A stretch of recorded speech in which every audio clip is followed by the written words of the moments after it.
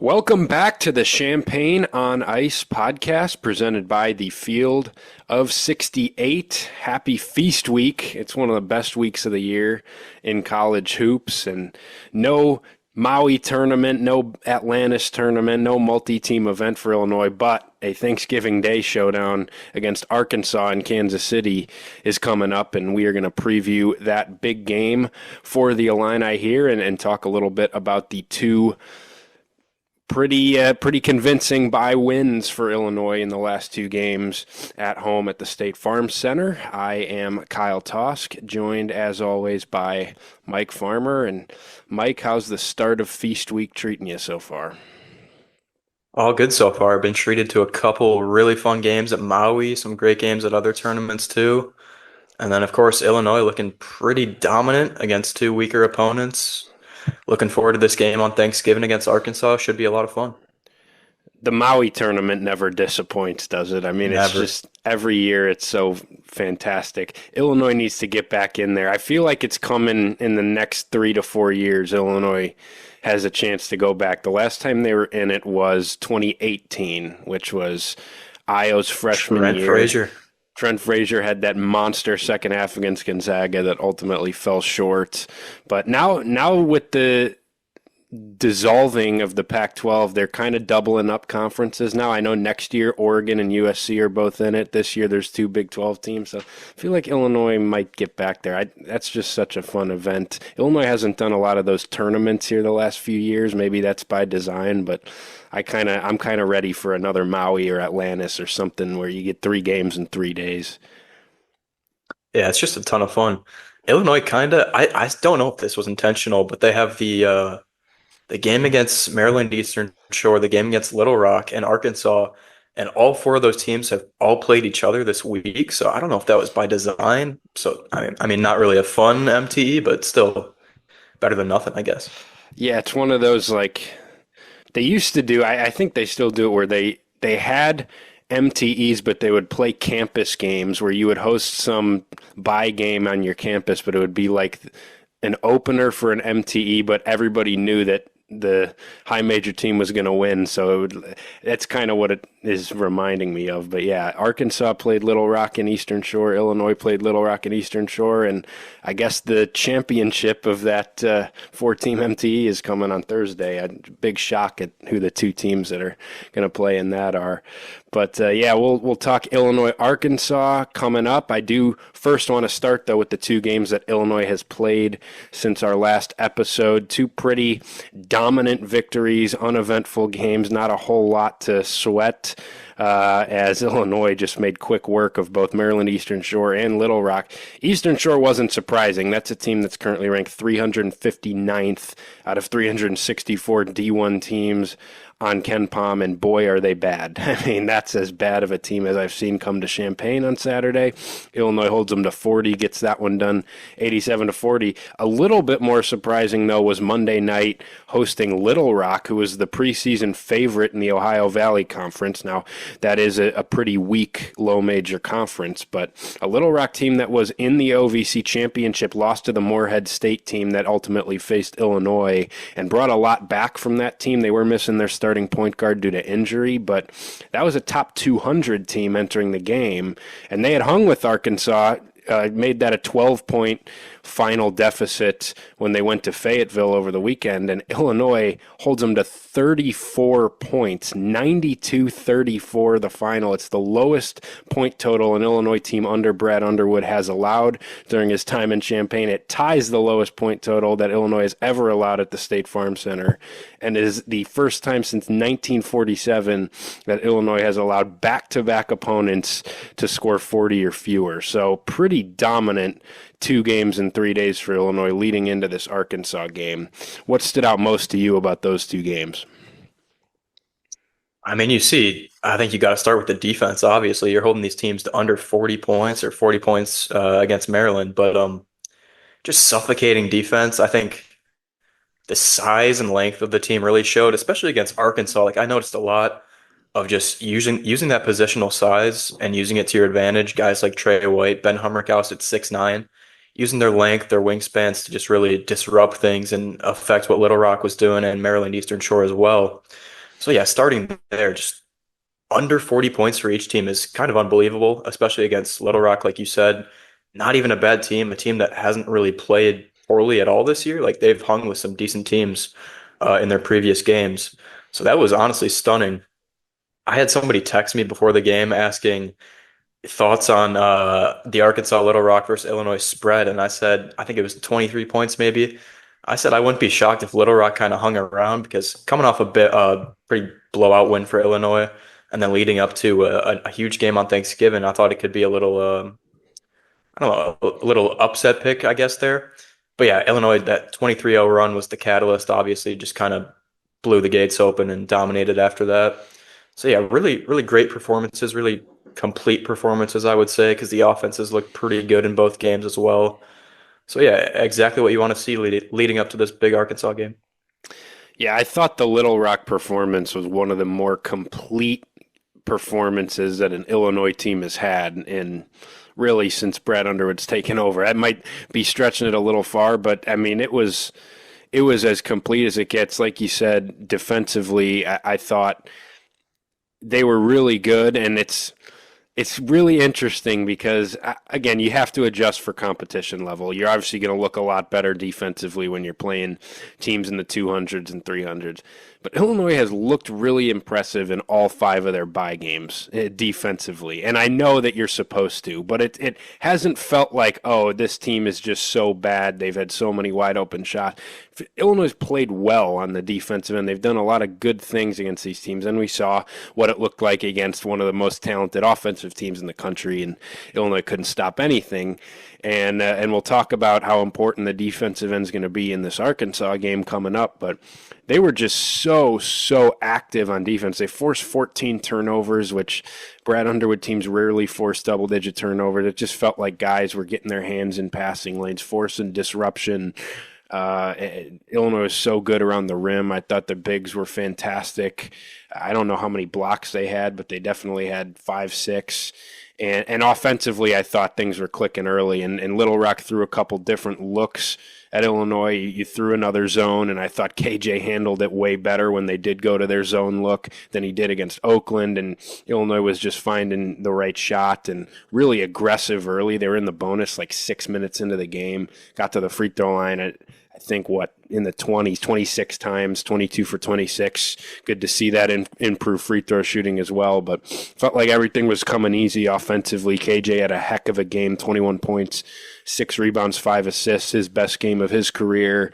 And it just felt like everybody contributed. And yeah, I expected it to be a little bit more of a test than it was because this is a Little Rock team that I think has a chance if they get their point guard KK Robinson back from injury to win the OVC and go to the tournament. They're the preseason favorites, and normally those teams don't come in and lose by 58 and score the least amount of points that a team has ever scored in that building. And they were playing their 6th road game in a row, and didn't look like they were given a ton of effort out there at times. So you got to take it with a grain of salt. But I still thought, just given that it wasn't a 350 ranked team, and it wasn't just one of these teams that's just so overmatched that you should be expected to win by 50. This was a 22.5 point spread, I think, and the way Illinois just thoroughly dominated, went on a 23-0 run in the first half. I think it's a really good sign, knowing what's ahead. Now you really get into the meat of your schedule. The bye games, the tune-up games for this new team to learn each other are officially over now. You got one more against Chicago State at the end of December. But now you got Arkansas, you got 2 Big Ten games, you got Tennessee, you got bragging rights. That's your next 5-game stretch. And I thought it was just a great sign to see Illinois really put a totally complete performance together in this last tune-up game on Monday. Yeah, because like you mentioned, the past couple seasons, like there's been obviously great bye games, but there's games where this program doesn't look particularly interested. Like they're looking ahead to some other Big Ten games in the future, other big non-conference games, and the performances at the State Farm Center have just been lackluster at times. Not really the case this year. Like the Oakland game, okay, I think that was just a product of how Oakland played. But overall, I think pretty happy with how the bye games turned out. Obviously, a lot of really kind of poor teams that Illinois play this year. But still, like you said, defense really showed improvement from where it was in the Ole Miss exhibition. That's a given. Um, Offense had some really great performances. Some guys really showed out, like Will Riley's 31 points against EIU. KJ, huge game against Little Rock just yesterday. So yeah, we talked about in our first couple podcasts how we were really interested in seeing how these bye games turn out, how certain guys look playing together, just how the team overall looks, considering nobody had really played together before the Ole Miss exhibition. And I'd say I think you're in agreement with me. I think in the bye games, obviously the Bama game happened too. That wasn't the prettiest game, but still, I think you got to be pretty excited with how the team looks, how specific guys look too. Like KJ, Will Riley, Big T has been unbelievable up to this point. So yeah, I'm really excited with how things have gone, and just going into this Arkansas game, I'm pretty optimistic. It feels like progress has been made each time, and you're starting to see that gelling process happen. And I think these last two games were really just a product of things starting to fully come together for this team. I think they learned a lot from that Bama game, and now you get a chance to just kind of take some anger out and figure things out in these two games, which they did well. But yeah, it feels like things are starting to fall into place. There's a lot more balance. Something that stood out in that Little Rock game was the balance of scoring you had and just kind of guys playing their role pretty well. KJ actually felt like the guy that he's going to be the most assertive. He's going to get you going early. He's going to get to the free throw line, facilitate, and he had his best game of the season. And then you see Tomislav Ivisic, 16 points, 11 rebounds, 3 assists. I mean, it feels like that's his line every game. He's been as consistent as they come. He's so consistent. You see Will Riley's 13 off the bench. He's been in double figures 5 of the 6, but he wasn't forcing anything, just came in, got some open looks. Trey White, I thought that's one guy to mention. I thought he had a nice 2-game stretch here after there was some questions coming out of that Alabama game. I didn't think he played very well. I think you need a lot more from him. A double-double or a near double-double. I don't know if he got there on points in the Maryland Eastern Shore game, 6 points, but he had 11 rebounds in that game and then has 16 points, 8 rebounds in the Little Rock game, and it feels like he's getting a little more aggressive in terms of getting downhill and trying to help this team score, which I think they're going to need. He's the best downhill athlete they have, where he can just use his size, and he's a physical driver, and I think we've seen that a little bit, and then his work on the glass has been great. But yeah, I mean, Kylan Boswell, 1-shot attempt against Little Rock, but I thought he was really good, just kind of realizing, hey, it's not my night here tonight to really have to score all that much. I'm going to facilitate. Had 7 assists to 1 turnover, and I thought he could have had double-digit assists. Trey White missed 2 bunnies on really nice feeds from Kylan. It just feels like things are starting to figure themselves out, and you're just starting to work through some things. Brad's tinkered with some lineups. That's one thing I want to hit on too, is a very intriguing lineup that I think Brad played in this Little Rock game. But it's just been impressive to see this team make as quick as easy work as they did on these two teams, and I think a lot of guys contributed well and just kind of starting to fall into the role that I think is needed of them. Yeah, it's definitely, we're starting to see guys find their roles, like you said, and really just figure out what this team needs from them. Like, I don't know, every time I see Trey White take a 3, I'm like, all right, good for you. Like Brad Underwood has said, this guy's really improved shooting. He's a better shooter than we even thought, getting him out of the portal. But it's like, all right, we know you're really good at going to the hoop. Like you just said, Kyle, phenomenal athlete, can get downhill. I want to see more of that. I don't know, kind of stick in your role, We don't need Trey White shooting 4 threes a game. We don't need Kylan Boswell jacking threes if we know Kylan Boswell can start to get to the hoop. Because Underwood has said he's a phenomenal athlete. He's faster than Underwood expected. He's lost some weight. So it's been encouraging to see guys really find their roles, and I think that's going to be huge going into these big games.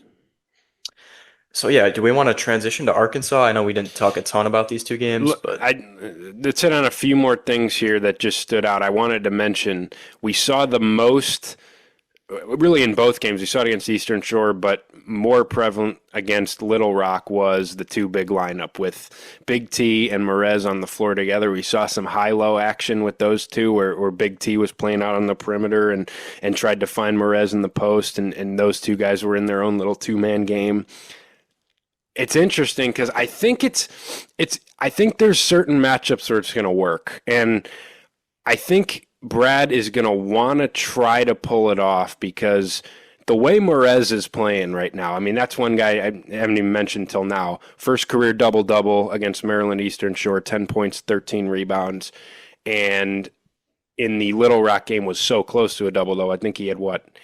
I had He the had box 8 and score 11. up here. 8 and 11. And he's not doing this in 30 minutes. I mean, I think he had in the 20s in that one. I think he was only in 17 minutes in the Eastern Shore game. But he has been one of Illinois' most impactful players when he's on the floor. He just brings you such a force on the inside with his rebounding, and he's your best defensive front court piece.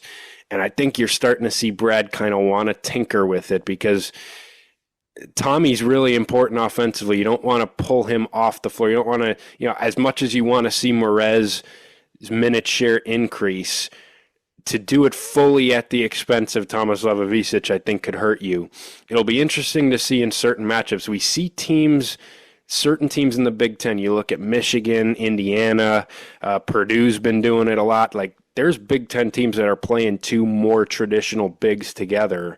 And I think Illinois can maybe pull that off in certain matchups. And I liked what I saw from it in these two games. I like Tommy being more of a facilitator and an initiator on the perimeter when Merez is in there and you let him try to get some position on the post and go to work on the inside and see if those two guys can play off each other. The high-low stuff they did for a few possessions I thought was intriguing. That's something, Bill Self has made a career off of running that with his two bigs, and I think these two guys have the skill set to run it effectively. But what did you make of that? I think those two guys have been two of the most impressive players on this team so far, and maybe we will start to see them play a little more together.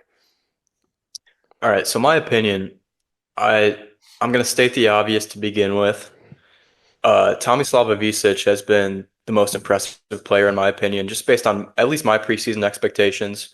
I didn't think he'd be a fully polished player, even coming from overseas at 21 years old. He's blown me away, without a doubt. And then Merez, to state the obvious again, I would love to see him play more minutes because just the rebounding, the dog mentality, the hustle, the effort, it's everything Brad Underwood and the coaching staff described.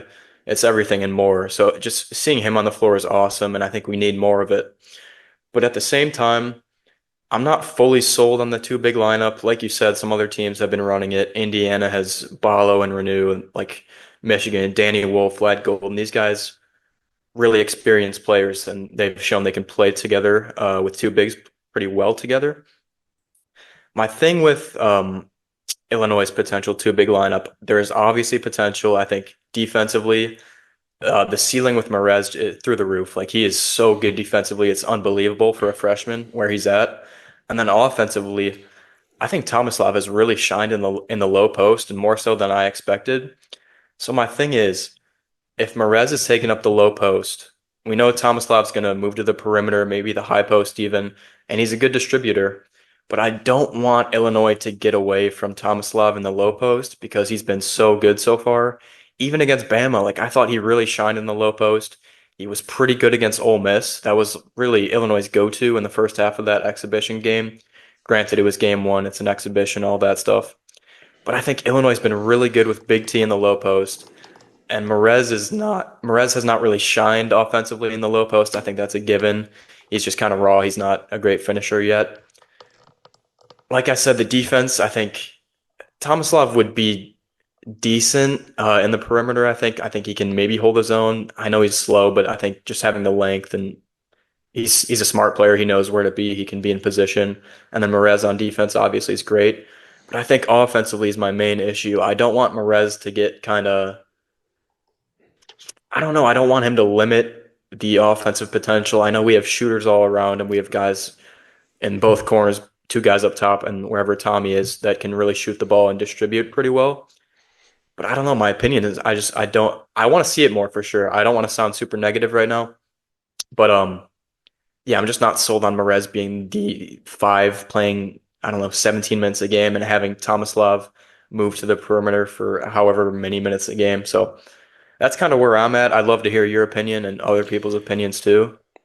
I pretty much agree with you. I mean, I think you're going to have to be selective, and it's going to be very matchup dependent if you do it. I don't think there's ever going to be a situation where your starting lineup has both those guys in it. I think it's still pretty much going to be a kind of a platoon split between those two guys, with Tommy getting more of the lion's share.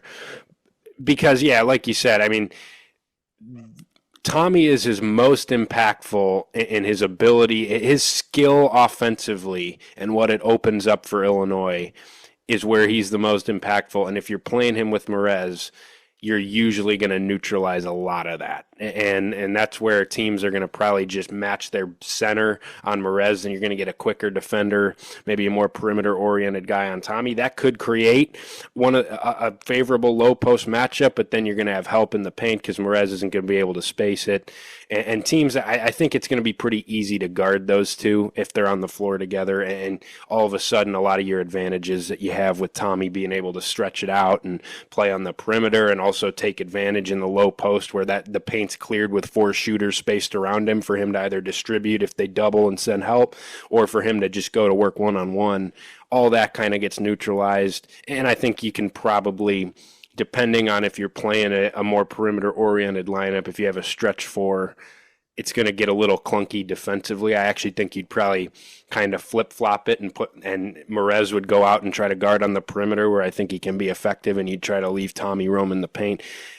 It's going to be matchup dependent for me. I just thought it was interesting to see Brad really take a look at it longer than he has. I don't think he really played it at all in the first four games. He mentioned after the Bama game how he wanted to play it, but Mrez was in foul trouble, so he kind of just had to keep pulling him off the floor whenever Tommy was ready to come back in.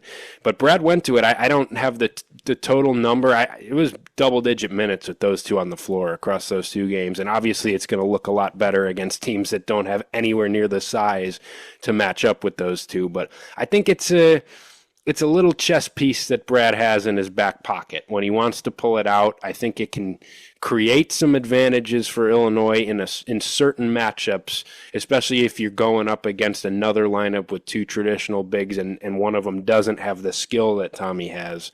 But I think I tend to agree with you. I probably don't need to see it for 15 minutes against Arkansas coming up here, and I think it's more of just going to be a change-up that Brad can throw as opposed to something that is going to be more of a staple. By the way, real quick before we move on, do you know how many rebounds Mrez is averaging per 40 minutes so far? I don't even know what he's averaging per game, so no, I do not. It's going to be a lot though. 23 rebounds per 40 Per minutes 40. for Perez Johnson. He's That's averaging hilarious. 7.8 in 14 minutes to go along with 5 points. I mean, he is unbelievable on the glass. He's going to be such a stud someday. I mean, he's like you said, he's still raw offensively. He's not all the way there as a finisher. I think sometimes he just is a little too physical, especially defensively, where he's just committing some dumb fouls where all he needs to do is use his athleticism. And sometimes he kind of bodies guys up a little too much and is just a little sped up sometimes offensively when he gets the ball. But boy, is he going to be a stud. If he sticks around Champaign for 3-4 years, I mean, we're talking like a guy that could put up some Oscar Tshiebwe type numbers from Kentucky a few years ago, where he's got 15 rebounds a game if you give him 35 minutes and he stays out of foul trouble. He's been so impressive. And like we've kept talking about, those two guys being your two centers, I think is probably the biggest strength of this entire team is that rotation there. I think you feel fantastic about both of those guys being on the floor and splitting 40 minutes. That's been my number one positive from the first 6 games that Illinois has played is the center rotation has been just awesome so far. I agree 100%. That was one of my main question marks going into the year because I've said this a lot. I wasn't sold on Tommy. I know Mrez was going to be kind of erratic at times. He's shown that, but overall, just complete net positive. It's been unbelievable. Yeah, I hadn't even seen his stats. 7.8 rebounds and 1.8 blocks per game in 13.8 minutes. Zero starts, obviously. Had foul trouble against Bama. 8 rebounds a game. That could be like, I mean, that's not going to hold up in Big Ten play, but still at this point, that's like top 10 in the Big Ten probably minimum in 14 minutes a game. So it's just unbelievable. Like, and the thing is, he's playing the five. I mean, for 90% of his minutes, he's playing the five, and he's not even a true five. He's 6'9". I mean, he weighs what, 225, so he's decent size, but like not, you know what I'm saying. So yeah, just unbelievable from Perez, and Big T's been amazing as well. Um, Yeah, good point. He's over 5 blocks per 40 minutes too. A lot of that's these stats, crazy. a lot of these stats obviously are going to look a little inflated because of the opponents he's played. I mean, there's nobody anywhere close to his physical match on any of these 5 teams that Illinois played, other than Alabama.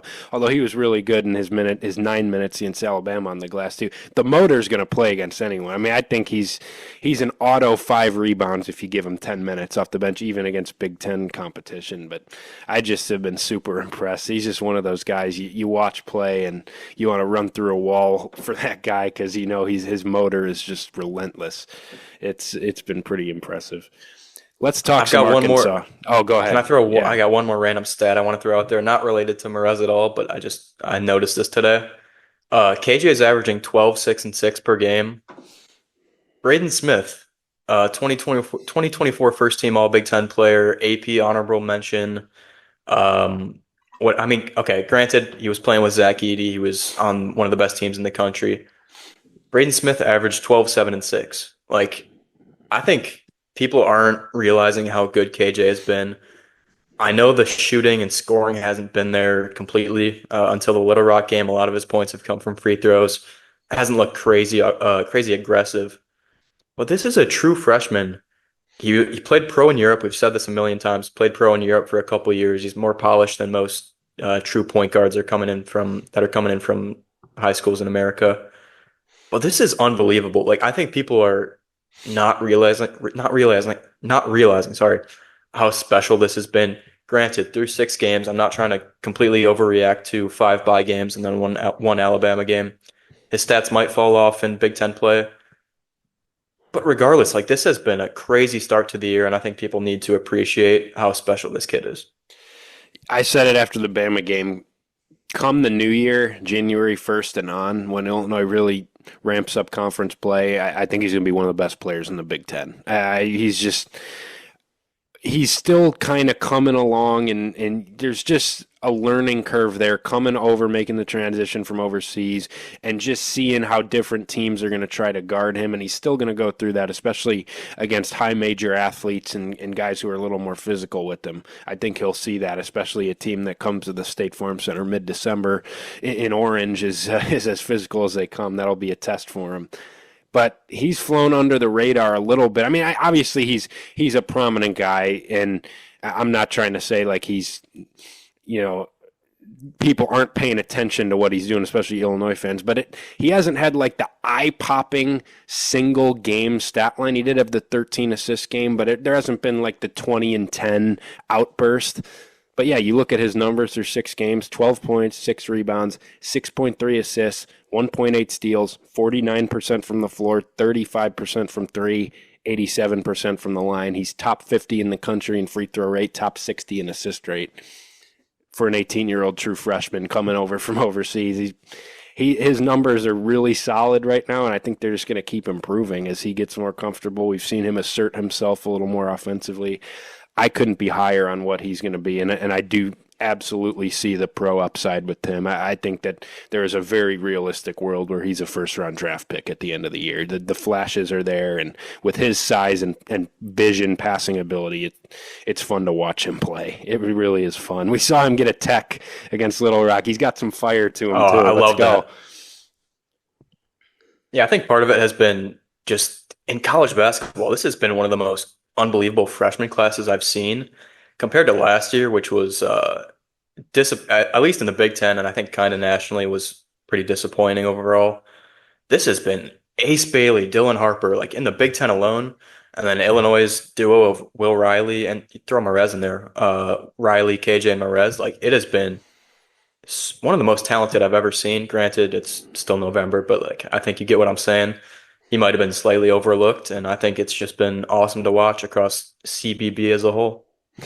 Yeah, totally agree with you about the freshman. And decent segue because the team that Illinois is going to see next has a really good freshman. Actually, they play, I think, three of them, three highly ranked freshmen. But this is a Arkansas team that John Calipari's first year there in Fayetteville obviously made the groundbreaking move that took the college basketball world by storm this offseason, leaving Kentucky for Arkansas.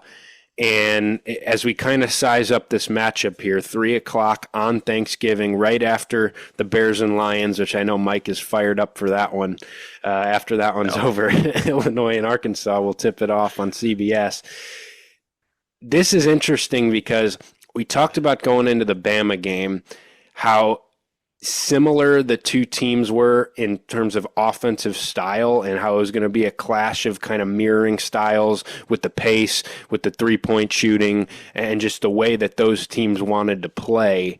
This is going to be a battle of two similar teams, not by style, but by roster makeup. Because you look at this Arkansas team, they, just like Illinois, has one returner from last year's team in the rotation in Trayvon Brazil, and the rest are transfers and a really talented freshman class. And the lack of experience on the floor and a team that's still kind of trying to figure things out during the first month of the year in Arkansas is now going to match up with a team that is going through all those same things with Illinois with a very similar roster in terms of experience and just kind of the blend of transfers and freshmen on it. And so that's what makes this matchup fascinating. And I also think very winnable for Illinois. This is an Arkansas team that hasn't looked phenomenal so far, obviously super talented. They're coming off a game against Eastern Shore. Boy, Eastern Shore is bad. 109-35, Arkansas takes them down on Monday. But at the same time, only beat that Little Rock team that Illinois beat by 58 by 12 on Friday. So it's been a process for Arkansas, just like Illinois. They, just like Illinois, have played one neutral site high major game, and they lost it, albeit in a more competitive game than Illinois against Baylor, but that's a Baylor team that struggled in its own right. So hasn't all clicked for Arkansas so far, but I'm fascinated by this one because it's two teams that are kind of going through a lot of the same things and have a similar mold in terms of what their roster looks like, and I think are in terms of ceiling and potential, two of the higher ceiling teams in the country based on the talent they have. But what do you see here in this matchup, Illinois and Arkansas on Thanksgiving?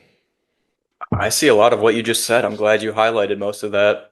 Starting with the roster, of course, some really talented freshmen. I think you start with Boogie Fland for Arkansas. If you're just, we've talked about Illinois enough. Boogie Fland on Arkansas, phenomenal scorer. He's had the ball in his hands a lot to start Arkansas season. Starting point guard. And then two other freshmen, I think Carter Knox, and then one other, I'm blanking on his name, one other guy. I think they were Billy top Richmond. 50 Billy Richmond, top 50 players in the country. Phenomenal talents, but they haven't done too much this year. And then I think the big name they got this year was John L. Davis from FAU, who Illinois fans know a lot about based on last year, their matchup in the Garden and their Final Four run, of course. He's really talented scorer. Hasn't really had as big of a role as I thought this year. Granted, through 6 games, I keep saying that things could change in an instant. But yeah, great backcourt of Boogie Fland and Janelle Davis, and then DJ Wagner comes over from Kentucky with Coach Cal. Not super high on him. He's had his ups and downs, and I think that's kind of just who he is at this point. Super young, but he'll go for 15 and 8 one game, and then the next game he's kind of a ghost with 4 points and 2 assists. So, but overall, super talented backcourt. And then you look at the center position, it's a mirror image, like literally. Big T and Big Z are going to be facing off in Kansas City. I can't wait for that. So far, I think Illinois has won the Ivisic brother draft. I'm glad they got who they got. I think Big T's been awesome. Big Z is great in his own right, but I think we won there. And then Adu Thiero, I think that's how you say his name. He's been the leading. Thiero? Thiero, I heard someone say that. I thought it was Thiero too, but yeah. I remember one of the announcers was talking about it in their opening game this year, and I forgot how to say it. But yeah, Adu, whatever you say, Adu, leading scorer this year. He's been really talented. Came over from Kentucky. So just a lot of similar stuff up and down. You mentioned the schedule too. One high major game and then a group of bye games. Arkansas hasn't looked great in their bye games. Lost to Baylor, who, like you said, has struggled themselves, but still a really good team. So yeah, just a lot of the same stuff up and down the roster. Some great freshmen, great transfers, great coach, obviously, and just really talented roster. So I'm excited to see how this game turns out. Um, I think this is the most likely win of the major non-conference games for Illinois this year, just being at a neutral site instead of one of these road arenas or something. Illinois fans will travel. You know that Illinois has been playing pretty well recently. I really don't think they played that bad against Bama, even though it was a double-digit loss. And I just haven't been too impressed with Arkansas this year. I've watched a decent amount of what they've done, including the Baylor game. They had an exhibition before the season I watched. I think they're just facing some growing pains as maybe people expected Illinois would. So yeah, I think it's a battle of some similar stuff in terms of roster composition, what they've done so far. So yeah, really intriguing, and I'm excited for it. I totally agree with you. I think this is the most winnable of the marquee non-conference games. You got to throw that February Duke game in there as well, which I always forget about. But the four marquee non-conference games to me are obviously Alabama, Arkansas, Tennessee, and Duke. This is the only game Illinois will be favored in. I think I can say that confidently. Illinois is going to be a point or two favorite, maybe 2.5 or so. That's what it looks like right now in this one.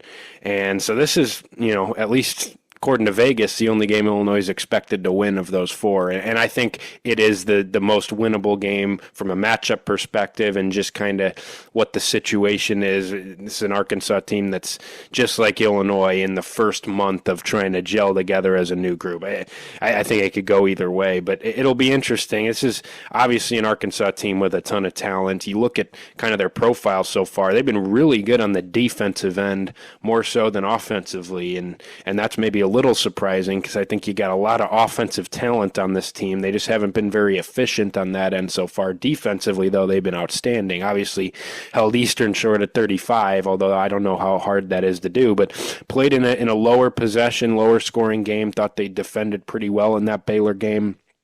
And have done some good things other than that. They're seventh in the country defensively, according to KenPom, in defensive efficiency so far. I think the most fun matchup, but also I think a really crucial matchup in this game is the Avicic brothers and those two guys doing battle. One thing to note for Arkansas is that their backup big man, Jonas Adu, the transfer from Tennessee, day to day with an injury right now. It's not certain that he's going to play in this game. He's missed the last three. I'm not exactly sure what the injury is, but those two guys were splitting some time at the center spot. They'd play them together a little bit, but similarly to Merez and Big T for Illinois, it was more of a split between those two guys. It's probably going to be a lot of Big Z if Adu's not available, and that's going to be really fun because the two brothers, they're twin brothers, but they're very similar. They're very different players, not similar in terms of kind of their skill set. And Big Z's a little bit more skilled and is a little quicker out on the perimeter, probably a little bit better shooter. That I'm Big Z referring to Arkansas's Ivisic, and then Tommy for Illinois is a little bit bigger bodied, a little broader. Is better in the paint and around the rim. Is a better low post player. And I think just has a little bit more strength to him than Zvonimir Ivisic has. But that's going to be a fascinating matchup because those two guys are going to do battle. And for Illinois' side of things, the biggest concern for me is the way that Big Z has shot it so far this year. 57% from three early on in the year. He's a really good shooter. He's a guy who's going to stretch the floor. Arkansas is going to do some 5-out stuff with him. And you think back to that Ole Miss exhibition, Malik Dia, Ole Miss's big man. Big T didn't show a whole lot of willingness to go out and guard and was just slow getting out there on some contests. And that's something you didn't really see it against Bama. You're going to see a true stretch 5 now, and I think that poses some matchup issues for Illinois defensively. A true stretch 5 who's going to be willing to take 7, 8 threes and really stretch it out.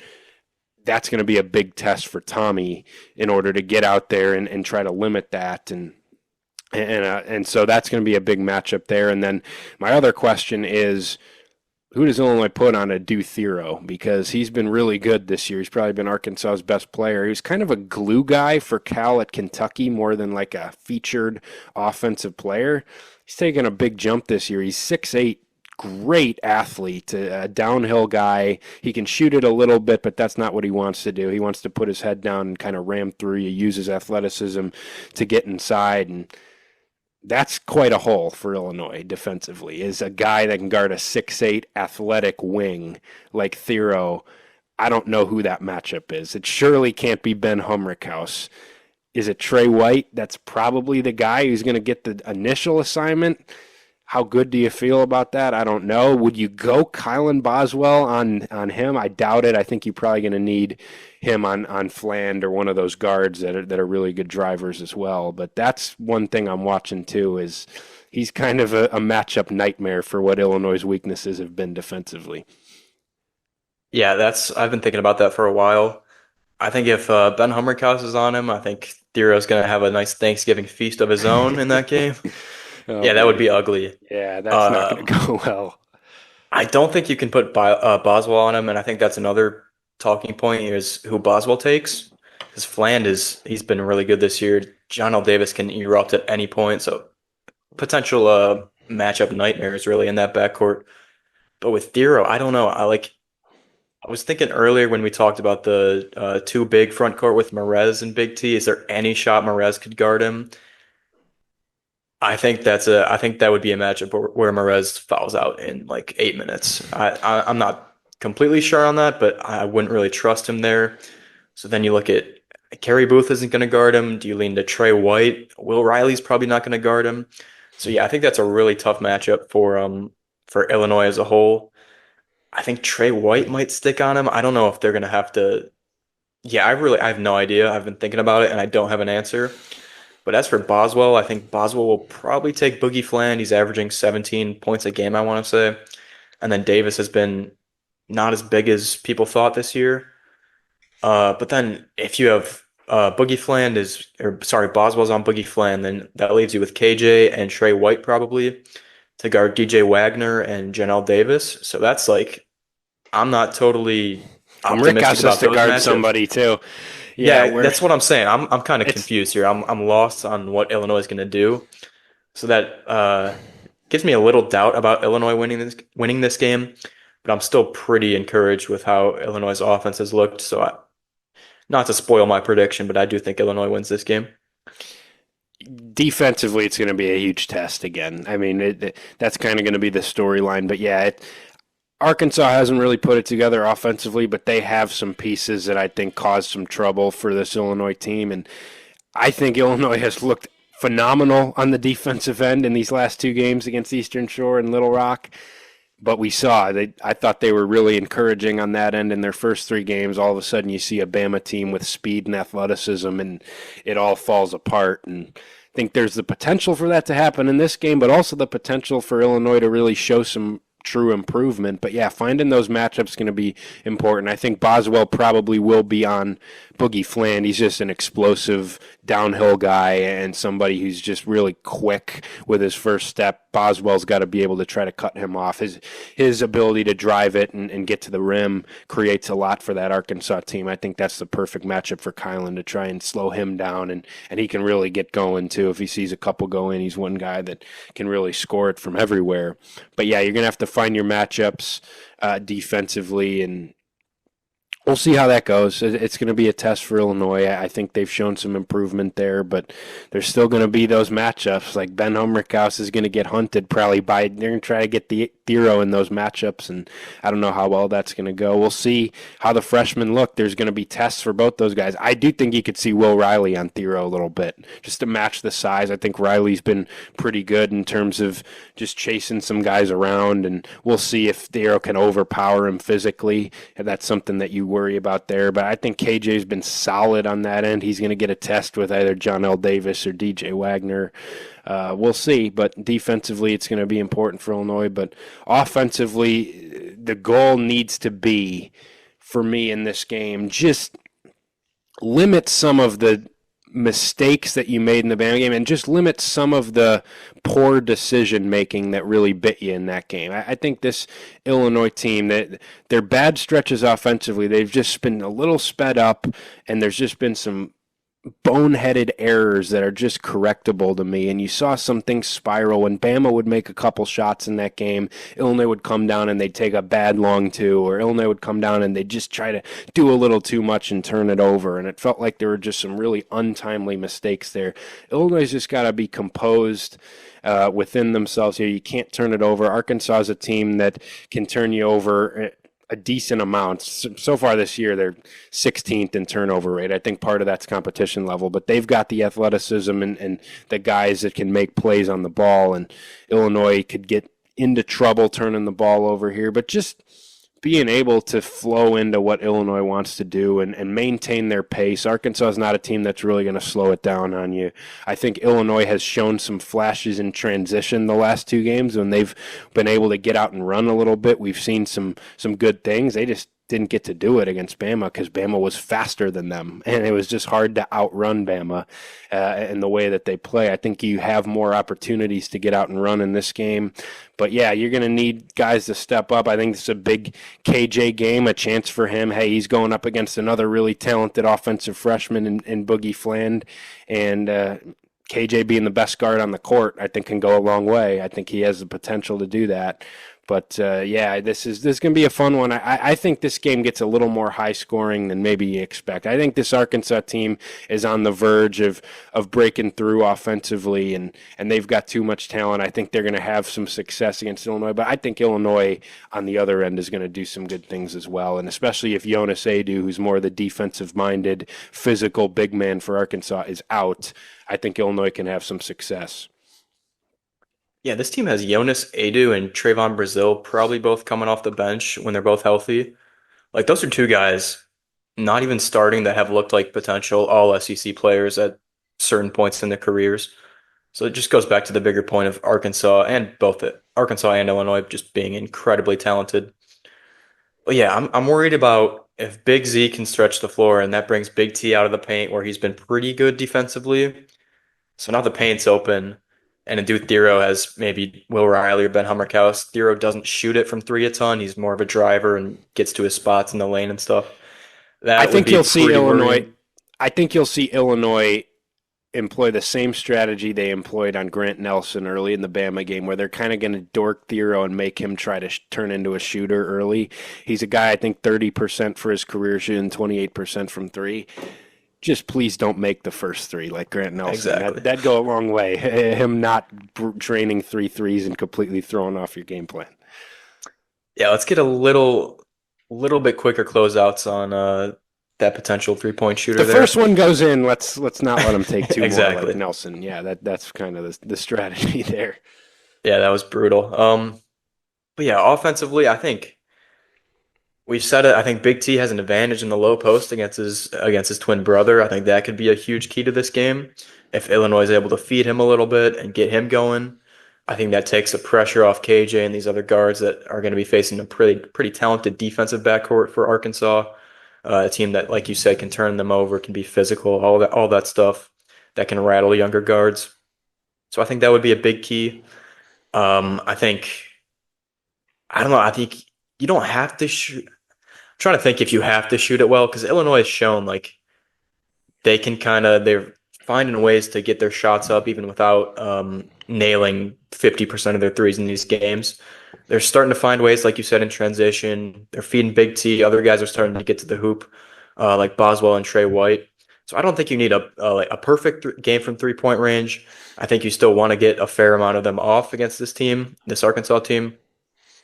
But yeah, like you said, KJ, I think this is a huge chance for him to show who he is on a national stage. This is a huge game. CBS right after the Bears, like you said, a huge national audience. I think that makes this, that's another really fun aspect of this game. Yeah, I do agree with you when you said a bit more high scoring than people think. I'm thinking this is potentially low 80s, maybe high 70s at the lower end.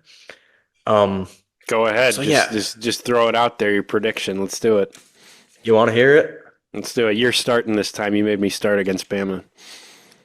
All right, man. I think I don't know. I have a feeling I got this feeling about Will Riley that he's just going to show up in every big game this year. I think there's something about that kid where just I don't know, the lights come on and he performs. I don't really know what else to say. I think he has a big game. Uh, I don't know, I'll cut to the chase. I think Illinois wins like 84-82 or something. I think it's really close, really back and forth. Just a fun Thanksgiving game. This is my ideal prediction. Uh, After watching the Bears probably lose on Thanksgiving, this is what I want to see. So I don't know. That's my take. Boy, it put everybody in a good mood, getting their turkey and making their Thanksgiving plate. If Illinois can get a big resume win here, two more things I'll throw in before I give my prediction.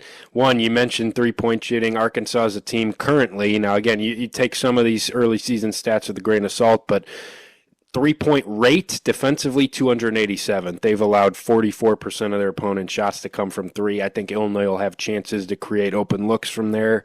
And Illinois hasn't shot it great from three really the last four games after they got off to such a great start.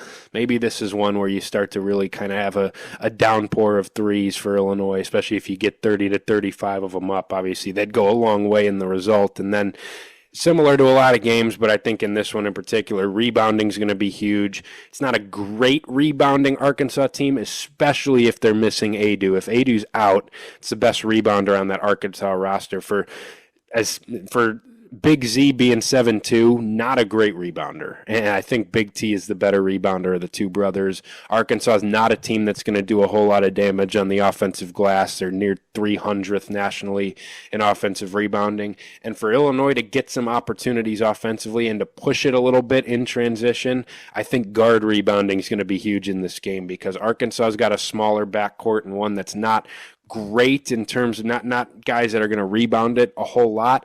Illinois' guards, on the other hand, Kylan Boswell, Kasparis, Trey White, you throw him as a perimeter player, not a guard.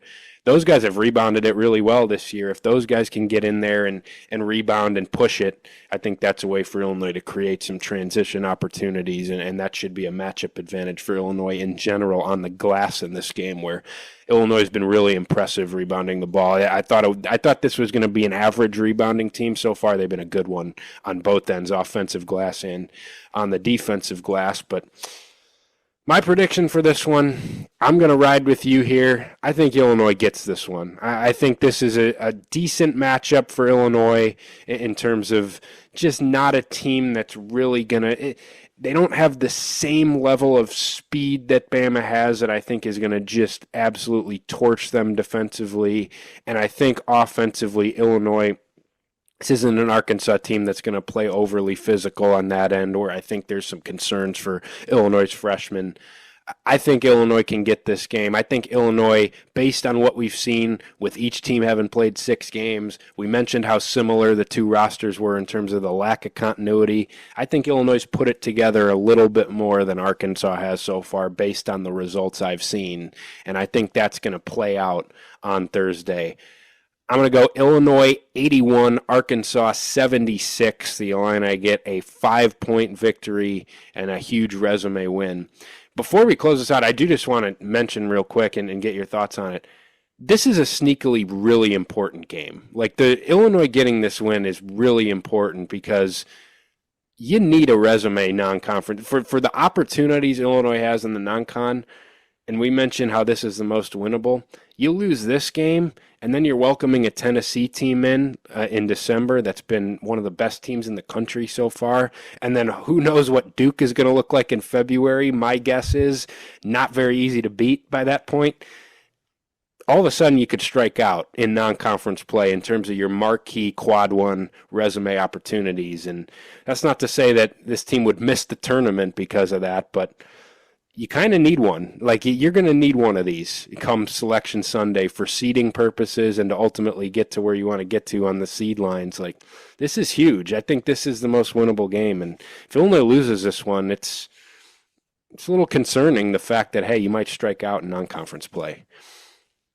Yeah, you completely read my mind there. That was going to be my last comment. Uh, One thing I just thought about this with the Duke game in February. That might be Cooper Flagg's like NBA draft. Just insane highlight reel, puts up 35 against the Illinois team that doesn't really have a matchup for him. Not that anybody does. But back to your point, I do think like part of my prediction was I don't know if I said it, but I think there's going to be a sense of urgency, kind of like you just mentioned, knowing that you have a really talented, veteran, well-coached Tennessee team coming. I mean, that's going to be a phenomenal opportunity. I'm not writing Illinois off in that game, but I do think it's going to be really hard to win. And then Duke, as we mentioned, Missouri too. I don't know if they're going to be a great team this year, but that's a decent, probably quad two win. Yeah, it won't Uh, be a marquee win, yeah, but decent exactly. one. I think Illinois can beat them. I'm not really including them. Yeah, but like I said, I think there's going to be a sense of urgency from Brad that he just instills on the team. I don't think I'm not convinced that Illinois is going to be like a three seed in the tournament this year. I don't think they're going to fully put it together until hopefully March. Like that's my best case scenario.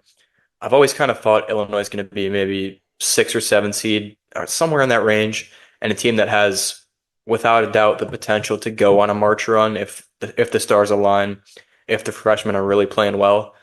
So with that being said, I don't think Illinois has to win this game in order to have a great season and have the season, especially in March, that every Illinois fan wants them to have. But yeah, like you said, this is huge for seeding, huge for just confidence boost, knowing that you can beat an SEC team, a top 25 team that has five stars and all Americans up and down the roster. I mean, that's a huge confidence boost. Great for the resume, as we've said. So yeah, I think they do win this game, and I think it's going to be huge down the road when it comes to March seeding and all that stuff. Although I don't think Arkansas is going to have the storybook season that a lot of the Tyson family thought they were going to have when they signed Coach Cal this year. But yeah, huge game. We keep saying it. I do think Arkansas will end up similarly to Illinois playing some good basketball come tournament time. I think it'll be easily a tournament team and one that Oh resume yeah, win will stand up by the end of the year. But yeah, it could be the difference between like a 6 seed and an 8, being a 6 seed in the 6-11 game or in the 8-9 game. Or, I mean, again, I have no concerns about this Illinois team making the tournament, but you enter Big Ten play and you strike out early in the non-con, you don't have that win to hang your hat on to where the margin for error in conference play slims a little bit to where, hey, you take a bad loss or two early in January and you're sitting on the bubble probably in the middle of the season. So I think this is important just to give Illinois a solid foundation and a win that will stand up late in the year and one that they can carry forward even as maybe there's some more ups and downs to come in the next month or two. But can't wait for it. Illinois, Arkansas, 3 p.m. tip, CBS, immediately following Bears-Lions on Thanksgiving. And we will be back over the weekend to break it all down and then preview the start of conference play for Illinois as two conference games are to follow. There'll be a 7-day break, really 8 days before the next game next Friday against Northwestern. So a nice long little break there to kind of get our bearings after that Thanksgiving matchup. But we'll be back here afterwards to break it all down and start previewing some Big Ten hoops. Until then, make sure you give us a follow wherever you get your podcasts, Apple Podcasts, Spotify, Google, anywhere else you can find us there. Follow us on Twitter at Champagne on Ice. We post all our latest episodes there, and subscribe to the Field of 68 Podcast Network YouTube channel. We're live there every time we release an episode. Hope everybody has a great Thanksgiving. Hopefully your turkey is celebratory after an Illinois victory on Thanksgiving. Hope everybody enjoys the time with their family, has a great week, a great weekend, and we'll talk to you next week right here on the Champagne on Ice